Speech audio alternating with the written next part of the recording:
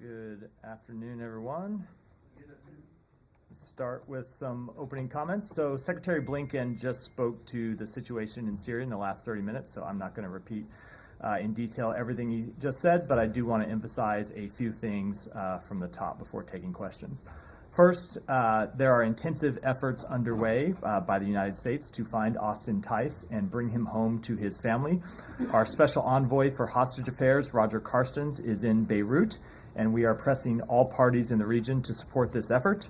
We encourage anyone who has information about Austin's whereabouts to contact the FBI immediately. They have made clear that they will provide a reward to information that leads to being able to return him home. As Secretary Blinken has said directly to Austin's family, including in the past few days, we will not rest until he is returned home safely to his loved ones. Second, the United States supports a peaceful transition of power to a representative, accountable Syrian government through an inclusive process led by the people of Syria in the spirit of UN Security Council Resolution 2254. During this transitional period, the Syrian people deserve respect for their human rights and fundamental freedoms, the resumption of key services, and the protection and participation of marginalized populations, including members of minority groups. It was the Assad regime's refusal since 2011 to engage in a credible political process, as well as its reliance on the support of unsavory partners such as Russia, Iran, and groups like Hezbollah for its brutal suppression that led inevitably to its own collapse. It is critical today that the Syrian people be the ones to define the path forward for their country. The United States is committed to working with the Syrian people as they define that path towards a brighter future. Undersecretary of State for Political Affairs John Bass and Assistant Secretary for Near Eastern Affairs Barbara Leaf are in the region now, holding consultations with key partners, and Secretary Blinken will be continuing his conversations with regional players over the coming hours and days, and we will, of course, read out all those conversations as they happen. Finally, the United States will continue to support Syria's neighbors, including Jordan, Lebanon, Iraq, and Israel, should any threats arise from within Syria during this period of transition. We will also maintain our mission against ISIS and protect our forces against any threats. And you have seen the Department of Defense carry out military strikes in support of this mission in the past 2 days. We will not allow ISIS to use this moment to regroup and relaunch terrorist attacks that threaten the interests of the United States. And with that, Matt. Okay, well, it only took 12 years, but I guess Assad's days finally were numbered, actually, right? 4,430 days since the Obama administration first trotted out that phrase. I will take your math for it. I'm a spokesman for the Biden administration. Yeah, fair enough. So, in terms of what Roger Carstens is doing in Beirut, what exactly is he doing? So I'm not going to get into the exact details of the conversations he's having, but I'll talk a little bit about what Roger's approach is, and you can probably draw some conclusions from that. So Roger's approach when it comes to returning home Americans who are unjustly detained has always been to really do everything possible to leave no stone unturned, to gather information from wherever he can and press anyone who is willing to take action to get American citizens home. And he is in Beirut to talk with people in the region, to talk with parties in the region, to collect information, and to try to find out where Austin Tice is and get him home as soon as possible. The president has emphasized that as a priority. Secretary Blinken has emphasized it as a priority, and Roger is there to carry out that important work. Okay, and where are Undersecretary Bass and Assistant Secretary and Barbara? Leaf? They are in Amman today. They were in Doha meeting with partners over the weekend, and today are in Amman. Okay. Sorry. Now, there's been a lot of speculation now that HTS was at the vanguard of this group that there should be or maybe could be some kind of consideration of removing them from the FTO list, and I think that's been roundly denied by a bunch of people. I just want to see if you can put a nail in the coffin on it. So I don't have any immediate actions to announce with respect to any of the sanctions that we have imposed, either the designation on HTS or other sanctions that we have imposed over the past decade plus in Syria. I don't have any announcements to make with respect to those sanctions today. What I will say is all of our sanctions are imposed in response to actions that parties take. And they are designed to be an incentive to different courses of actions. And that is true for organizations, it is true for countries. And so we always want to see groups that we have sanctioned take a different path moving forward.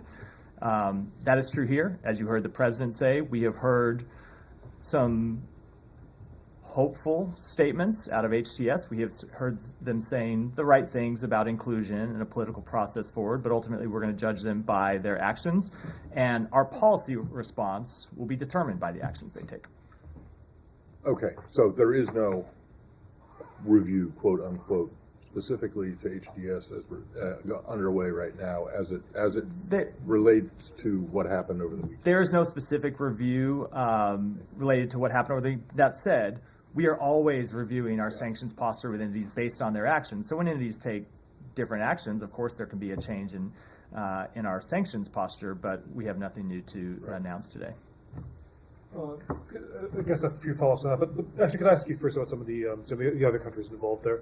Russia, of course, is said to have given asylum to the Assad family. But the status of Russian military bases in Syria. Does the U.S. have any information about whether the current authorities in Syria will allow those to continue? And does the U.S. actually have a stance? Is the U.S. comfortable with those remaining there? We don't have any information about the status of those bases and what the incoming Syrian regime may or may not do with respect to them. What I would say is that certainly Russia has a lot to answer for when it comes to the Syrian people. You have seen Russia prop up a brutal regime that has murdered hundreds of thousands of innocent Syrian civilians, that has gassed its own people. You have seen the Russian government launch strikes targeting civilians inside Syria. And now, most recently, you see Russia giving safe haven to the brutal tyrant responsible for those attacks. So they certainly have a lot to answer for with individuals across Syria about their history of supporting Assad and their own pattern of behavior inside Russia. And it would not surprise me at all if people in Syria are asking those questions when it comes to the Russian facilities that remain inside Syria. Now, with respect to the United States position on those facilities, it is ultimately a decision for the Syrian people to make, not for the people of the United States. But I don't think you can look at the influence that Russia has had through those bases inside Syria and determine that they have been anything other than disastrous for the Syrian people over the past 10 to 12 years. Okay, so I mean, I realize obviously it's tough for the U.S. to say that they're not there, but you just said they're disastrous for the Syrian people. I mean, would you be looking, as you said, you're judging them by actions, the new authorities? Is that one of the actions you would be judging them by, what the relationship they keep with? We are going to be judging them by the whole range of their actions, but when we talk about the actions that they're taking, ultimately what we want to see and what we are judging them by are the kinds of ideals that are laid out in UN Security Council Resolution 2254. So an inclusive political process moving forward, respect for minority groups, either religious minorities or ethnic minorities inside Syria, an ultimate transition towards elections, the cessation of hostilities. Those are the types of things to which we're referring. Okay, just asking about another neighbor, Israel. Israel has said that, since the first time since the aftermath of the Yom Kippur War has openly gone across the Golan Heights and said it's creating what it calls a temporary buffer zone. How do you feel about this? I mean, the UN has said that it's a violation.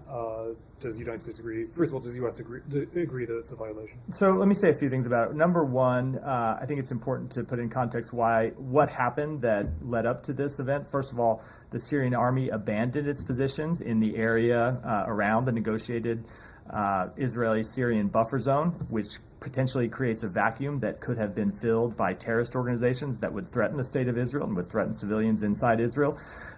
Every country has the right to take action against terrorist organizations, and every country, I think, would be worried about a possible vacuum that could be filled by terrorist organizations on its border, especially in volatile times, as we obviously are in right now in Syria.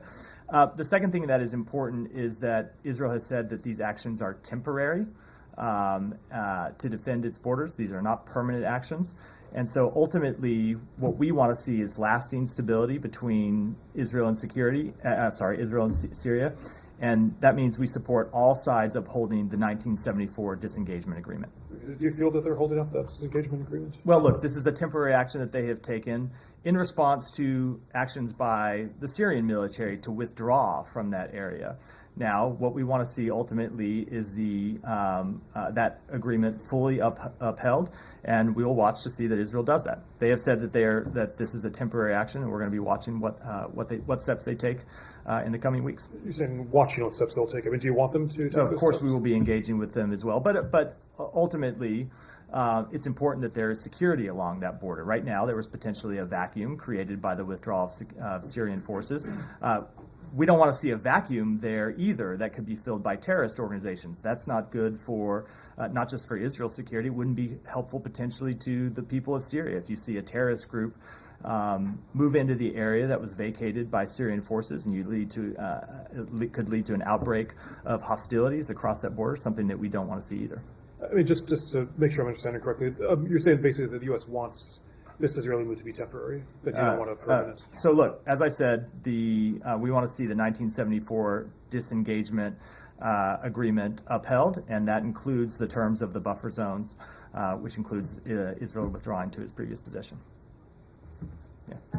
Just on that quickly, did Israel give you a heads up before doing that? We have been consulting with them about the situation. I'm not going to speak to the contents of those private diplomatic conversations. Did they describe what temporary would look like? Is it 6 months, 1 year, or 30 years? I'm not going to get into those diplomatic conversations. Okay.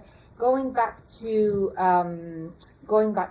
U.S. engagement with some of these Syrian rebel groups. Yesterday, a senior administration official talking to reporters said U.S. is in touch with some of them. Can you explain which ones? And given that HTS is designated and there is a bounty on Jolani's head, is that a 100% impediment for you guys to even indirectly engage with them, or not really? So as a legal matter, no, it is not. We do have the ability to engage with organizations that have been designated. You might remember that the previous administration engaged with the Taliban while it was a designated terrorist organization, and struck an agreement to withdraw from Afghanistan with the Taliban while the Taliban was a designated terrorist organization. So we do have the ability, when it is in our interest legally, to communicate with a designated terrorist organization. There are things you can't do under the law, but talking with people is not one of them. When it comes to engagement with groups on the ground in Syria, so we have a number of ways of communicating, sometimes directly with various groups, sometimes with intermediaries, either inside Syria or outside Syria. We have been engaging in those conversations over the past few days. The Secretary himself has been engaged in conversations with countries that have influence inside Syria, and will continue to do that, but I'm not going to get into the details of those conversations. I will say that there are a couple of key points that we are emphasizing in all of those conversations. One is that we want to see de-escalation moving forward. We don't want to see any organization take advantage of this situation to try and improve their own position, to try and prove their own standing inside Syria.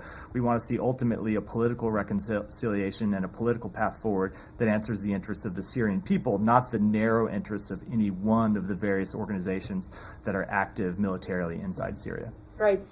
Is the U.S. government trying to engage with Jolani himself?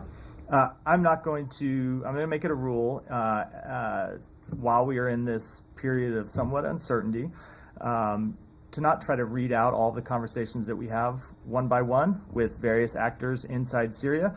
But I can tell you that we believe we have the ability to communicate one way or the other, directly or indirectly, with all the relevant parties, and we will make clear the interests that I just outlined, both in the top of my remarks and in response to your previous question. We will be making clear that those are the interests of the United States and what we believe are the interests of the Syrian people that we want to see upheld. And one final broad thing.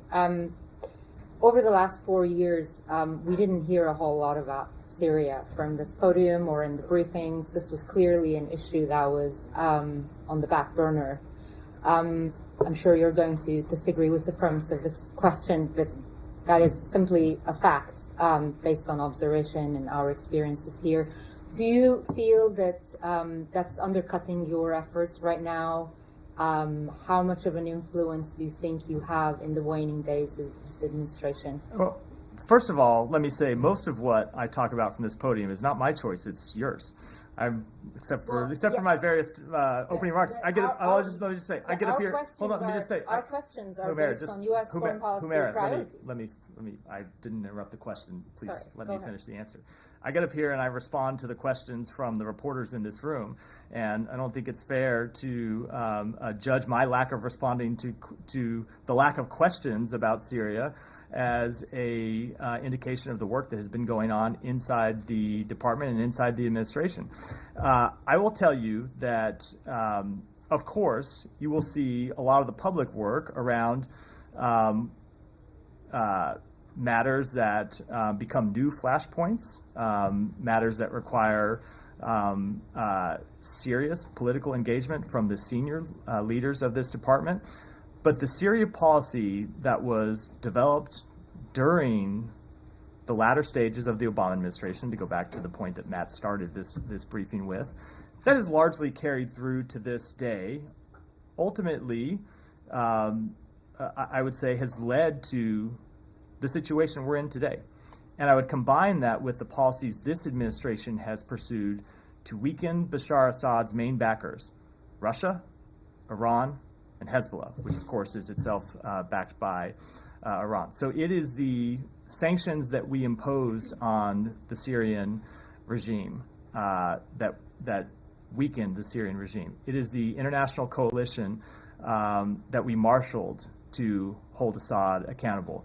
And then the fact that when Assad found himself at a moment of weakness in the past 10 days, the fact that his biggest backers had been weakened by diplomatic and military efforts supported by the United States, that had a role in what happened too. It had a major role in what happened too. So I would say, despite the oftentimes lack of public conversation about Syria in this briefing room or elsewhere in the United States government, when you look at the policies that we have pursued to take on Iran and to take on Russia, and you combine them with Assad's lack of any meaningful political engagement with his own people, that's what got us to where we are today. Maybe we can have a whole separate Syria briefing now that this is a flashpoint, and then we Sounds like we are. We can have it back and forth, but I'm going to let that rest.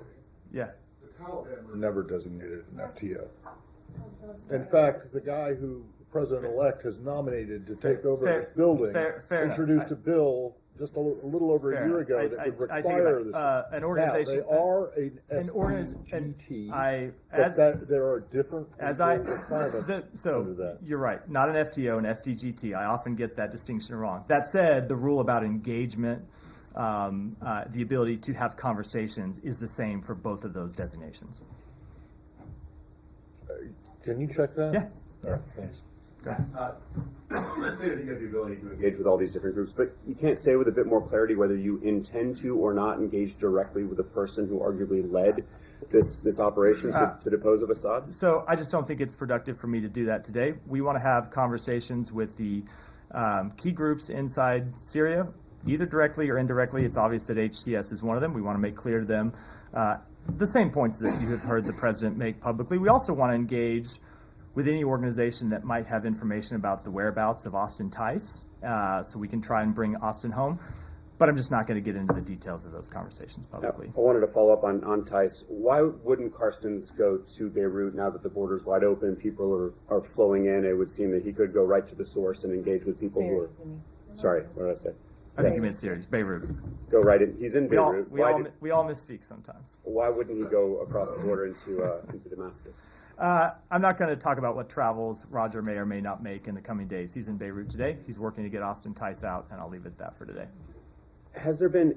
He went in 2020, and he met with the Syrians, and from what we understand, there was no proof of life offered. Can you say whether or not there has been any kind of proof of life since that 2012 video that was believed to have been manufactured? So I think where I'll leave it, where it's appropriate for me to leave it, and I should back up and say that this is a matter that we discussed directly with Austin's family. Secretary talked to Austin's family on Friday. We assess that he is alive, and we are working to try and get him home. And I think the details that lead us to that conclusion, I think I ought to not speak to publicly. And just last thing, they did say on Friday that they have a new source, they have new information that he's alive and being treated well. Is there anything new as far as you understand it? I'm just going to leave it with my previous answer, which is we have reason to believe that he is alive. We are working to bring him home. And when it comes to the details that lead us to believe that, we ought to keep those discussions private with his family, not air them publicly here, I think. Thank you, Matt. You talked about Austin Tice. Are there any circumstances in which the U.S. would send a team in, regardless of American detainees, to assist with helping any of the prisoners come out of Assad's prisons? There's lots of reports about how they're not able to access a lot of the cells in some of these prisons, that some of these prisons' locations are secret. Is there a scenario where the U.S. could help with that at all? I just don't want to get into hypotheticals.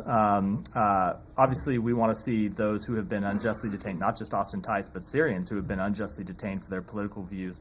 It is important that they be released, but I don't want to get into hypotheticals about what, if any, assistance the U.S. might offer at this stage. And one on Israel, there's been reports that they've been striking suspected chemical weapons sites within Syria. What's the U.S. stance on that? Look, we believe it is important that the chemical weapons stockpiles that we know the Assad regime was maintaining be locked down and that they be destroyed. And we will continue to work with our partners in the region to that effect, and we will continue to make clear to the incoming government, the incoming regime, that is important. Now, look, we have seen the public statements from HTS that they do not want to use chemical weapons. They have no interest in using chemical weapons. That's a productive statement, but we want to see those chemical weapons stockpiles secured, and we want to see them ultimately destroyed. Saeed. I want to move to Gaza. Why don't we stay on Syria? No, Tom, go ahead. Did the administration foresee the fall of Assad? We didn't directly see the fall of Assad, but we certainly saw that his regime was incredibly weak. We saw, look, this is what I said a minute ago. We have been very clear going back to 2014 that the path forward was through the implementation of UN Security Council Resolution 2254. And the most relevant portion of that Security Council resolution for this question is for Assad to do something to engage with his own public, his own people, about a political path forward. And we saw him do nothing. We saw him not only do nothing, but to continue to brutally oppress his people. And so when you have a dictator who engages in that type of behavior, their regime is going to be weak. It's going to be brittle. And that's true not just for Assad, it is true for other authoritarian regimes around the world. And so you take that and you combine it with the weakening of Russia's military capabilities and the weakening of Iran's military capabilities and Hezbollah's military capabilities, ultimately, which we played a part in, that gets you to where we are today. But now, it's not to say we foresaw the launch of an offensive 10 or so days ago, but we certainly saw how weak the Assad regime was. And I will note, it was about a year ago, or a year or so ago, that we had a conversation in here about other countries in the region readmitting Syria to the Arab League. And what you heard me say at the time is the position of the United States is Assad has done none of the things that the international community collectively asked him to do. And every country has to make their own decisions about how to respond to that refusal on his part. But we, the United States, decided that we were not ready to restore relations with him as usual. We were not ready to lift the sanctions on him. We were not ready to lift the pressure on him because we had seen him take none of those steps. And I think it's the combination of his refusal to engage with his own public and the pressure that we and other countries around the world put on him that ultimately got us to where we are today. I mean, I asked the question. Sorry for the long-winded No, answer to the question. but I asked the question because there has been, you hint at it there, a lot of the US administration in the last 24 hours who are taking the credit for its foreign policy decisions that, in part, created the conditions for this to happen in terms of the weakening of Hezbollah, Iran, and Russia. And therefore, there's a sort of, if you kind of break it, you own it, part of the foreign policy element, which is what now has been your planning for this eventuality, and therefore what leverage do you have, what influence do you have on the players now that are in control in Damascus? What can you say now that will influence them to do the kind of things you want them to do? So I don't want to totally reject the premise of the question, Tom, because I do respect the question, but I do think that at a time like this, that really is the wrong way to look at the question. It is not a question of what leverage or influence the United States has, because ultimately this is a process that needs to be led by Syrians, not by the United States, not by any other country in the region. And so what we can do is make clear that we will support the Syrian people on this path towards a better future. We're going to protect our own interests while we do that. We're going to make sure that ISIS doesn't reemerge. But it is not for the United States to try to use its influence or leverage to dictate any path forward for them. We want to see them make those decisions on their own. Now, we're going to be clear in engaging with all of the relevant parties inside Syria and elsewhere in the region that there are a few core fundamental principles that we want to see respected as that moves forward. But ultimately, that is these are decisions for the Syrian people to make, not for us. But I mean, I'm just thinking, if you're HTS and you're thinking about the way ahead, and clearly, there is a direction you want them to take and one you don't want them to take. And so I'm asking about what you can do. Yeah, fair question. Look, fair question. So there are sanctions that the United States has imposed on Syria. There are various forms of diplomatic relations that we hold with countries and that we suspend with others. All of those things are the tools that the United States has in its toolbox when it comes to responding to this situation. And so when I say that we will judge HTS by their actions and we will respond through our own policies, that is the kind of thing that I am talking about when I make that sort of statement, when the Secretary and the President make those sort of statements. And just finally on that point, I mean, for Syrian people who've endured it's just utter brutality and under Assad and then the ravages of this civil war for many years now, and when they, I asked the question about what trust they should have in the US when it comes to this, because the moderate opposition groups, that they desperately wanted more US support for years. There was this, funding program that was pulled. There was the chemical weapons being used by Assad, and people wanted to see American planes in the sky at some points during that. They didn't see them.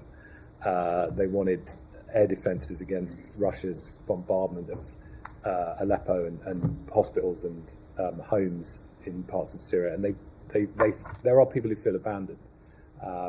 I feel the US didn't come to their aid at that point. So what can you say now to sort of let me say that first of all, we stand with the Syrian people, and we have always stood with the Syrian people and stood against the brutal tyranny of Bashar Assad.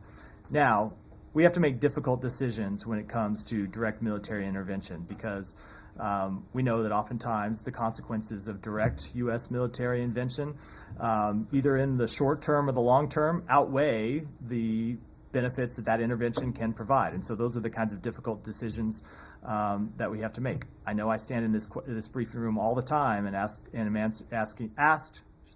asked very hard questions about the result of the U.S. supplying weapons to parties in the Middle East. So they are difficult decisions that we have to make. But I will say, we have always stood by the Syrian people, and we have taken actions to hold Assad accountable and to put pressure on the regime. And it is those actions in combination with some of the other factors I've gone through today that ultimately led to the events of the past 48, 72 hours. Yeah, Nadia. I have a follow-up and a couple of questions. Is this a time frame that you want to give Hayat Tahrir Sham to assess their behavior? Because today there was a meeting between Ahmad al-Shara, Julani, formerly known as Julani, with the former prime minister of the regime. They're securing the central bank, they're doing certain things for the people of Syria. Because if we're talking about weeks or months, that will take us to the next administration. So it will be really under this administration to assist them, to take them out, or to keep them on the list. So I can't give you a time frame today. I do think we all ought to take a beat and just recognize that we are not even 48 hours now since the Assad regime fell. So we are in the very early days of seeing what's going to happen next and seeing what actions are taken by HTS and other parties inside Syria. So we're going to make ongoing assessments based on their actions, and we will respond based on those actions, but I can't give you any kind of timetable for how that will unfold going forward. Okay, the president said yesterday that the Assad regime, or Assad himself, should be held accountable. Will you support his application to stand in front of the ICC as a war criminal who committed crimes against humanity? So we support the work of the ICC. I know that obviously we have disagreed with their hold on. Let me address it. You support the work of the ICC until they do something about it. So we have had a long. Let me just answer the question. You know what, Matt? Let me answer the question, because I was addressing that before you interrupted me. We obviously have had a jurisdictional dispute with them as it relates to cases against Israel. That is a long-standing jurisdictional dispute. But that said, we have also made clear that we support broadly their work, and we have supported their work in other cases, despite our jurisdictional dispute when it comes to Israel.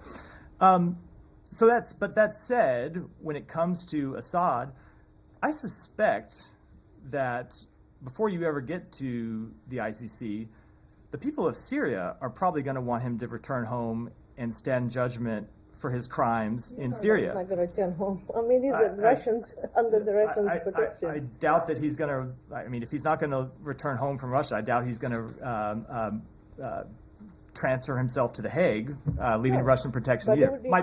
My point being, should he ever decide he's willing to face accountability, or should the Russians decide that they don't want to continue to harbor a war criminal, there may be a whole range of people in line to hold him accountable for his actions. Okay, I'm going to ask you about the Caesar Act, but do you think that the U.S. is undermining the trust of the international community in organizations like the ICC and ICJ by making an exception for Israel when trying to convince us that Assad and the like of Assad should be brought in front of the So again, I think it takes too narrow a view of the ways in which he could be held accountable for his crimes by just focusing on the ICC. Because I do suspect that whatever comes out of the wake of the past 48 hours, you will see a demand by the Syrian people that he return to Syria and face justice for his crimes, and that would be the court of first jurisdiction before you even get to the ICC. Okay, so that's true. But when it comes to the overall question, I know we have a disagreement with other countries around the world, but this has been a long-standing, good faith disagreement about where the ICC has jurisdiction and where it does not, based on the fact that there is no recognized Palestinian state. Okay, but that was the norm, because this is what happened with Rwanda, this is what happened with ex-Yugoslavia, etc. Final question, the Caesar Act sanctions is going to expire on December 20th, I believe. Do you think that this should be expired now, that the regime is no longer there? I don't have any announcements on that act today. We're going to continue to watch what happens and make our decisions moving forward based on it. Syria? Yes. Yeah, go ahead. Hello. Yeah, can you talk about the U.S. alliance with Kurdish forces in Syria, and how does the U.S. support for SDF look like after the fall of the Assad regime? There has been no change in our posture with respect to support for the SDF. They continue to be a vital partner in the fight against ISIS, and they will continue to be so. So how about the U.S. Military troops deployment in Syria? Is that fair to say there's no change? So there has been no change with respect to anything forward-looking. I'll defer to my colleagues at the Pentagon for that question.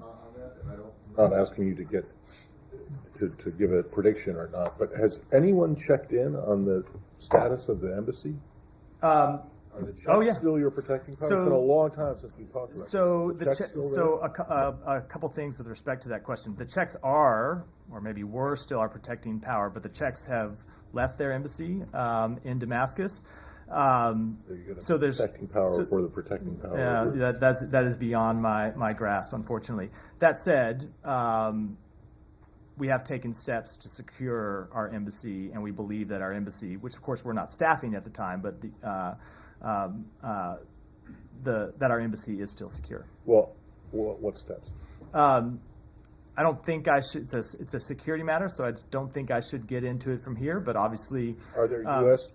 There are no U.S. personnel. There are no U.S. forces there, but we are at times able to engage with local parties to maintain the security of our embassy, make sure that it is not breached, and we have taken those steps.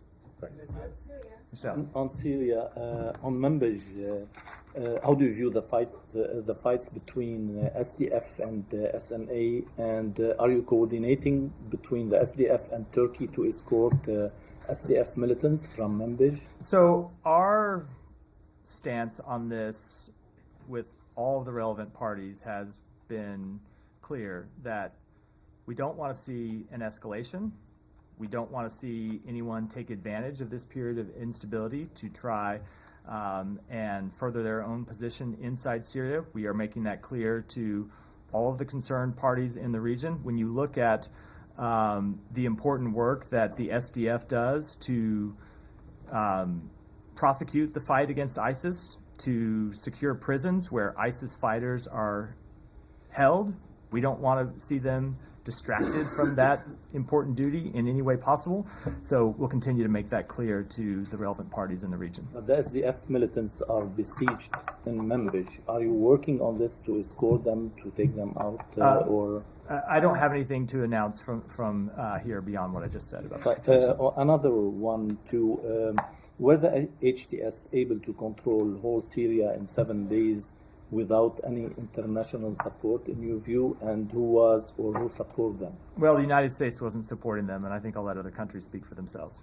And finally, on Iran, to what extent are you concerned that Iran, after losing Hamas, Hezbollah, and Syria, will move forward to get the nuclear bomb? So look, that is obviously an issue that we have been concerned about for some time, and something that we have been watching for some time, and something that we coordinate with our allies and partners. And without making an assessment, I will just repeat what we have always made clear, which is that President Biden will not allow Iran to obtain a nuclear weapon, period, full stop. Thank you. Yeah. But on Russia angle of this topic, legality of granting political asylum to al-Assad, is it legal? Does he have a case here? Do you think? And if when it comes to holding al-Assad accountable, if Russia refuses to hand him over, does it make Russia complicit? So I think Russia is already complicit in Assad's crimes against the Syrian people. I don't think you need any further actions by Russia to prove their complicity. And then with respect to the question of international law, I'm just not qualified to opine on that. Back to Tom's question, he mentioned that you guys are taking credit for your foreign policy decisions on this. Ukraine angle. Both President and Secretary mentioned that Ukraine fighting back Russia, weakened Russia, and that did actually contribute to this victory. Does that further signify support for Ukraine in months, days, years ahead? So I can't speak for years ahead. Obviously, I'm the spokesperson for an administration that will be in office for a little over 1 month. I can tell you that as long as President Biden is in office, we will continue to support Ukraine. And I would point to the broad support for Ukraine in the United States Congress and among the American public. But of course, I can't speak to decisions that the next administration will make. Finally. Can I move on to Gaza? But first, I wanted to... The rest of the room might get angry again, but it's fine with me. Yeah, I want to ask you very quickly on Syria regarding Julani. Is the bounty on his head still operative? If somebody were to turn him today, we would collect millions of dollars? I would have to take that back. Okay, let me move on to Gaza. It's just a factual question I don't know the answer to. Okay. All right, I'll move on to Gaza. UNRWA just issued a situation report number 150, that really draws a very abysmal situation. It happened, it is updated between November 26th and the 3rd of December. And I was wondering, what is the aid situation? Since the 12th of November, when the United States said that Israel was allowing some aid in, can you update us in figures and terms and so on? What is happening with aid to Gaza? With respect to actual figures, I'll have to go back and take that back and get you. But I can speak to the broad pattern. So we did, after the Secretary and Secretary Austin sent that letter, we did see Israel take a number of steps. Now, the actual delivery of aid inside Gaza continues to be incredibly challenging because of the security situation there. The primary impediment continues to be the looting of convoys that try to deliver the aid that makes it to Gaza, actually to that last mile, so it can be distributed to people. And it continues to be something that we work on with our United Nations partners and with the government of Israel. So can you update us on what efforts have you taken to ensure that whatever level you want to see going into Gaza, what measures have you taken in the last week, the last 2 weeks, the last 3 weeks? So I can tell you that Secretary Blinken met with the foreign minister of Israel in Malta on Thursday of last week and made very clear to him that though Israel has taken important steps to improve the humanitarian situation, they continue to need to do more. We want to see more provision of aid to the Palestinian people, and we want to see that aid get distributed everywhere inside Gaza. Mm-hmm. Let me ask you a couple more questions. On UNRWA, is there any likelihood that this president, before he departs office, could take any kind of emergency measure to, let's say, reinfuse aid to UNRWA? So we don't have the ability under the law to do that. I think, as you know, the Congress barred the provision of humanitarian assistance to UNRWA, and we are bound by that law. It extends through till March 25th of next year, which is, of course, past the president's time in office. But I will say that despite that ban on funding to UNRWA, the United States is programming nearly $1.2 billion in humanitarian assistance to assist Palestinian refugees and others in Gaza, West Bank, and neighboring countries through other UN organizations. And a couple more questions. A U.S. Senator, Senator Tom Cotton, introduced a bill last week in the Senate, I guess, to ban the use of the term West Bank and revert to Judea and Samaria. Do you have any comment on that? I don't have any comment on the legislation, but we will continue to refer to the West Bank as the West Bank because that's what it is. Okay.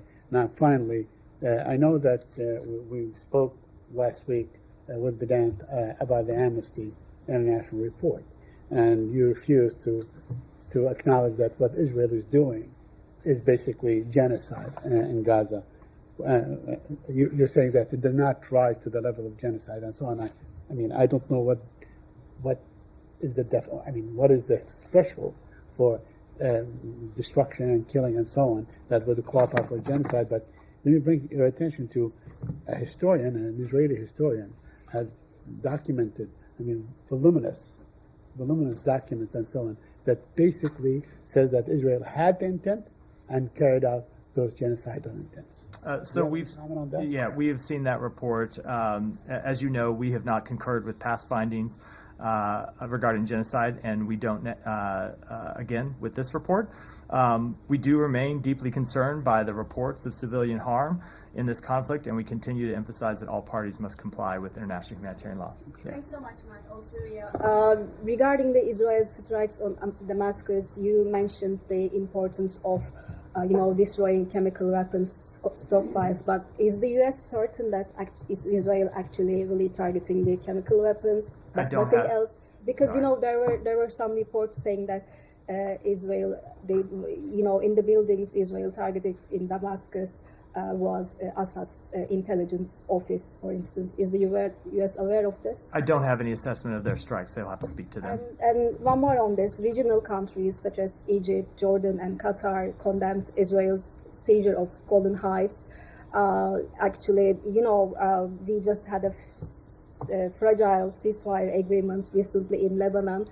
And are you not concerned about Israel's actions like occupation of Golan Heights and recent attacks on Damascus, which regional countries also perceive as a provocation? So I already spoke to the situation on the border. I don't have any further comment on that. But of course, if you look at what we are trying to achieve here, we are trying to achieve de-escalation and stability. But and we Israel do. served that purpose. I know, but I'm just saying, ultimately, we believe it is in the interests of all the countries in the region, including Israel, that you have stability in Syria, stability in Lebanon, that will help produce stability in the broader region, and that is what we are trying to accomplish and what we try to encourage all these parties when discussing their actions with them. Yeah. Thank you, Matt. Next, Eva. Yeah, on Manbij and also SDF. As you mentioned that the SDF is a vital partner in fighting against ISIS, but this partner, the US partner in the region, are distracted because of the Syrian National Army attacks in Manbij and Kobane. Even as we are speaking, there are reports about attacks in Kamishla. So have you tried to reach Turkey as they are backing these groups to stop these attacks on SDF in the region? We have discussed this with Turkey and with a number of other countries in the region, and we have made clear what you heard me say in response to a previous question, which is that we want to see de-escalation. We don't want to see any party try and take advantage of the situation. And there are a number of U.S. senators, including Senator Chris Van Hollen and also Senator Lindsey Graham. They said that the U.S. should not guard down, and also they should not what? Guard down. They should not rest, and they should support the Kurds in fighting against ISIS and also protect them from the attacks from other groups. So, are you calling stop these attacks from Syrian National Army? As I just said, we want to see a de-escalation across the board. Hiba, go ahead. You got to sit closer. I've never seen you so far back, Eva. Couldn't find you back there. Just to follow up on Humaira's question, because I want to, usually I don't like to do that, but I want to argue with something when you are trying to take a little bit of credit regarding what happened in Syria. I mean, for 4 years, before the secretary, before becoming the Secretary of State, he said you will address this crisis when you are back in power, but the thing is, for 4 years, nothing changed. And also 2 weeks ago, you were a little bit open to engage again with Assad. We know that there was negotiations. Some regional partners reached out to you to maybe ease the sanctions. Nothing led to that. But when you say that your policies led to this moment, is it accurate, Matt? First of all, it a little bit puts words in my mouth to say that's what I claimed. I said our policies in combination with decisions by Assad himself not to engage in the political process that was outlined in United Nations Security Council Resolution 2254. That's the primary driver of all of this, is the dissatisfaction of the Syrian public, which is driven by Assad's actions. But that said, absolutely, the international pressure that the United States put on Assad, and critically, the weakening of his biggest backers, which we were the primary, in many cases, force behind, also had an impact. So yes, of course, it did play a role. I want to follow up. I felt like I forgot part of the question, but maybe not. No. Maybe I answered it all. The second question is, yesterday in a briefing, a senior U.S. Official said that Assad asked Hezbollah for help, for support in Syria, and they didn't step up. In your assessment, they didn't step up because they were degraded or because the Iranian didn't want to help? It's probably a combination of both. Primarily, they were degraded. If you look at what's happened to Hezbollah's military capabilities over the past, 3 months, they have been significantly degraded from where they were before Israel launched kind of full-scale military operations against them. And so they didn't have the capabilities to come to Assad's defense as they had in previous years. And regarding the negotiations or U.S. envoy visit to Beirut now, we know from your past engagement in Lebanon that Abbas Ibrahim was the figure who led the negotiations with the Syrian regime, the former Syrian regime. So who are you talking to in Lebanon now? I am not going to read out specific conversations. As I said, we have the ability to communicate with any number of people in the region. That's what our officials who are there on the ground have been doing over the past few days. That's what those of us here, have been doing by phone, and we'll continue to do it. But with rare exceptions, I'm just not going to read out specific conversations. And one final question: Is it fair to say today that we are going out of this room and you don't rule out that you are engaging with HTS in Syria currently? I'm not ruling anything in or out either way. Thank you. Go ahead. Yeah, Jenny, sorry. Thank you, Matt. A few questions on South Korea and the U.S. The impeachment vote against South Korean President Yoon failed.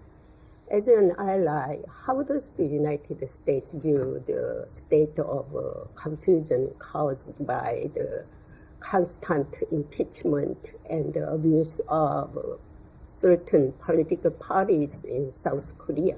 So I'm certainly not going to comment on political parties inside South Korea. What we want to see and what we have been pleased to see over the past few days is the democratic resilience of the Republic of Korea during a period of testing and uncertainty.